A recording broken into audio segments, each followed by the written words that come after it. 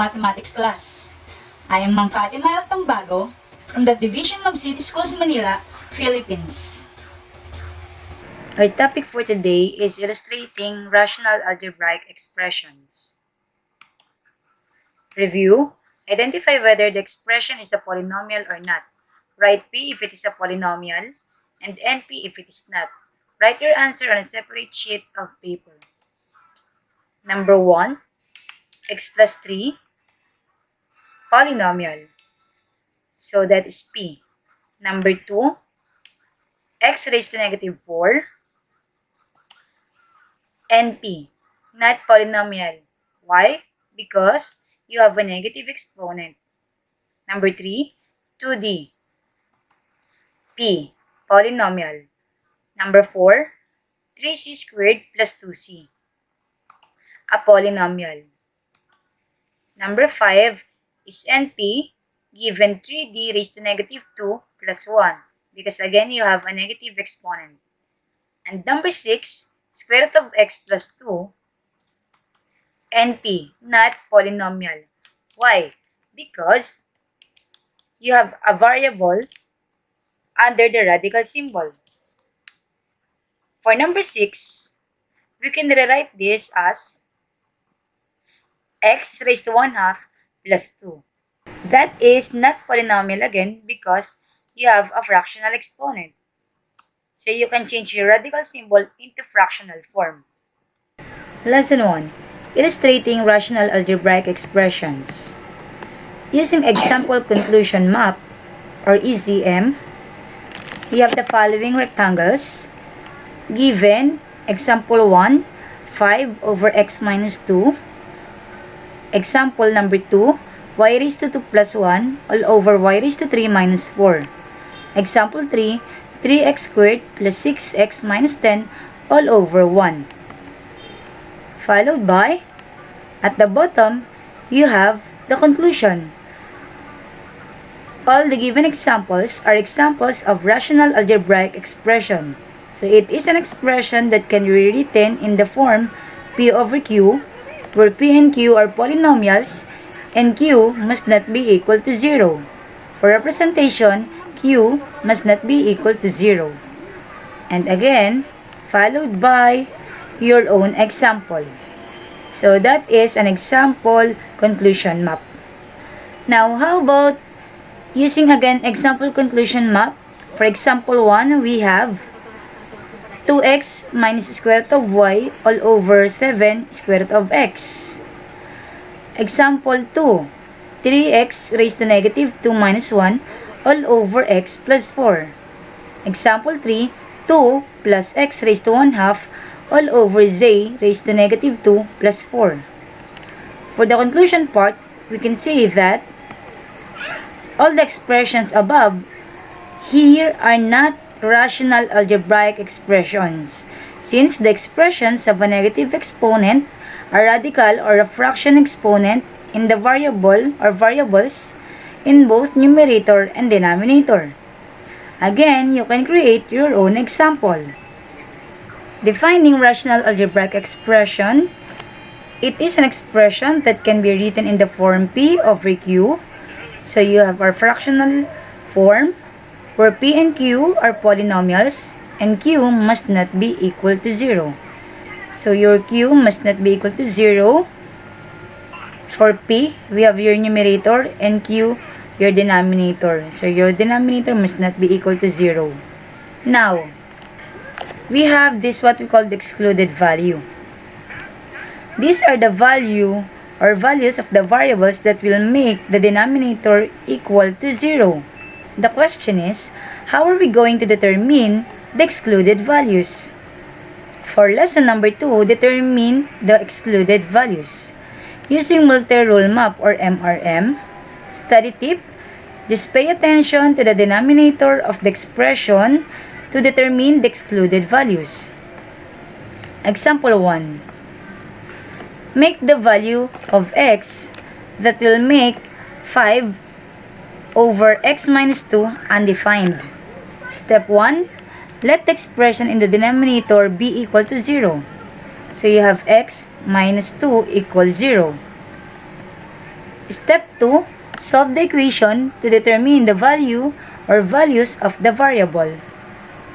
First, let's have the given. X minus 2 is equal to 0.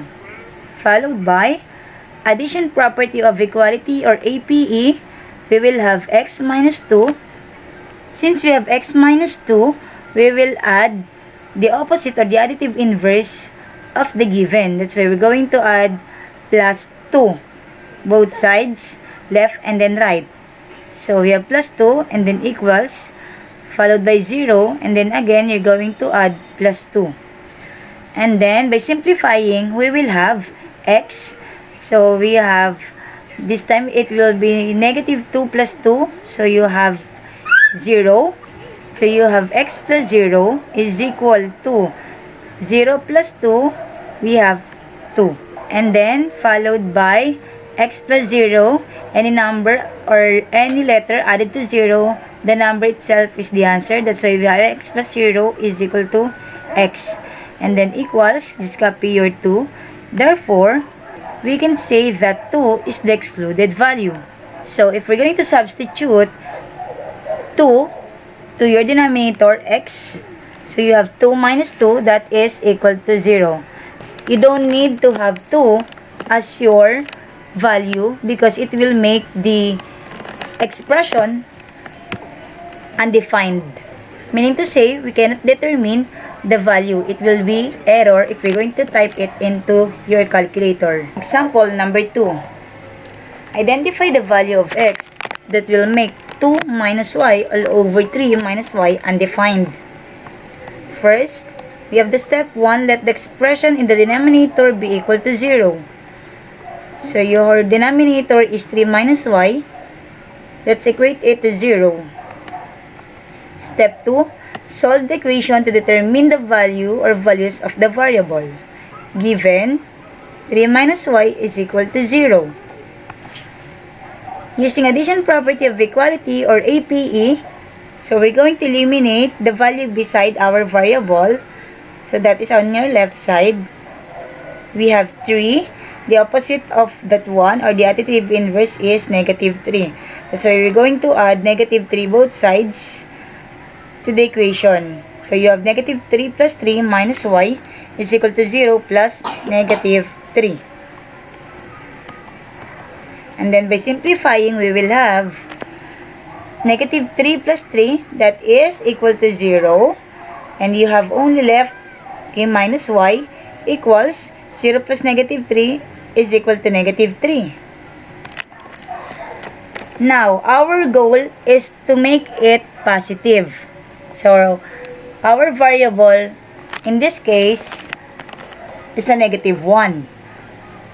Using multiplication property of equality or MPE, we need to multiply both sides by negative 1.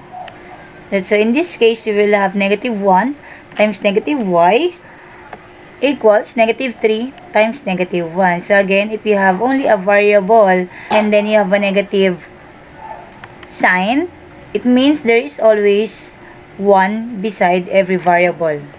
So in this case, we have negative y, negative 1. And then, we will have negative 1 times negative y.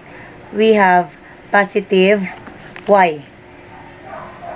So we will have only y is equal to negative 3 times negative 1.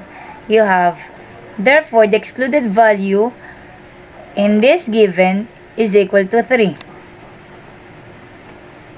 Example number 3. Identify the value of x that will make x minus 2 all over x squared plus 5x plus 6 undefined. Step 1. Let the expression in the denominator be equal to 0. So you have x squared plus 5x plus 6 equals 0. Step 2. Solve the equation to determine the value or values of the variable. Given, your denominator again is x squared plus 5x plus 6 equals 0. By factoring this time, we have 2 parentheses. You're going to think of 2 numbers wherein if you're going to multiply, the product will be the value of your third term or constant term where in this case is equal to 6. And then if we're going to add those two numbers, the value is equal to the numerical coefficient of your second term or middle term. So in this case, you have 5. We will have 3 and 2 for those numbers. Writing it, we will have x plus 3 times quantity x plus 2 is equal to 0. Now, to find the values of x, let's separate the two factors. First is for x plus 3 equals 0. And then for the second one, on the right side, you have x plus 2 equals 0. So, using zero product property. Followed by the addition property of equality or APE. So, you have x plus 3 plus, again, you're going to add the additive inverse of your constant term, which is 3. The opposite of that one, or the additive inverse, is negative 3. And then, equal to 0, and then just add again, negative 3, because that is your additive inverse. And then, for your right side, you have x plus 2. The additive inverse of 2 is negative 2. So, you have to add negative 2, and then equals 0. Add again, negative 2. By simplifying, we will have x. So, your 3, and then plus negative 3. So, you have opposite sign, same numbers, that is equal to 0. Equals 0 plus negative 3, you have only negative 3. So, for the first, we have x equals negative 3. And then for your right, for the second one, x, just copy, and then 2 plus negative 2, that is equal to 0. No need to write. Equals 0 plus negative 2, that is equal to negative 2. So, for your second value, you have x equals negative 2. Therefore, negative 3 and negative 2 are the excluded values. Example number 4. Identify the value of x that will make 2n minus 1 all over n squared plus n minus 2 undefined. Step 1. Let the expression in the denominator be equal to 0. So, you have n squared plus n minus 2 equals to 0. Step 2. Solve the equation to determine the value or values of the variable. Given n squared plus n minus 2 equals 0. By factoring, because your degree of polynomial is 2, or the highest exponent is 2, that's why you will have the factors. Again, you're going to think of two numbers, wherein if you're going to multiply, the product will be the third term. So, you have 2 and then 1. It will be negative. One of your sign will be a negative. Now, if you're going to add those two numbers, the sum will be the value of your middle term or your second term, which is in this case n. Or the numerical coefficient of this one is invisible 1. So, just take a look at the operation, positive. Therefore, it means that the sign of your larger number will be positive. That's why in this case, we're going to write plus 2 and then minus 1. So, we will have quantity n plus 2 times quantity n minus 1 equals 0. And then separating again, let's solve for the values of n. By zero product property, let's equate n plus 2 equals to 0. And then for your right side, you have n minus 1 equals to 0. By addition property of equality, we have n plus 2 plus, so you have again the additive inverse of 2, which is negative 2.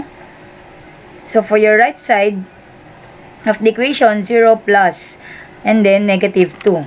And then, to your right, n minus 1, the opposite of that one is plus 1, equals 0, and then again plus 1. So, by simplifying, we will have n, copy your variable, 2 plus negative 2, that is equal to 0. You don't need to write it, equals 0 plus negative 2, you have negative 2. So, for your right, you have n, just copy, negative 1 plus 1, that will be equal to 0, and then equals 0 plus 1, you have 1. Therefore, negative 2 and 1 are the excluded values. Now, it is your turn.